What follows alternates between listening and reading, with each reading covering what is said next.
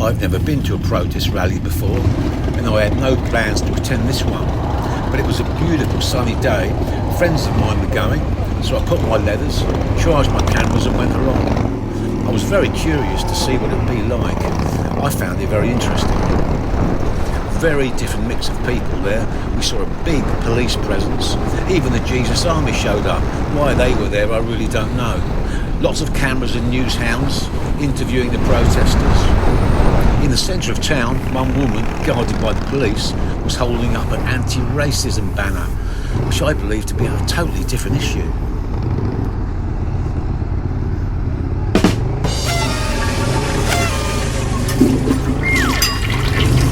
I must admit that I was quite surprised the BBC actually covered this event, but they reported it incorrectly. They said 200 bikers were at Dover. Well, in this car park, realistically, there were roughly 1,000 bikers, not the 200 that the BBC said. And that's without the local people who were actually in the town square protesting.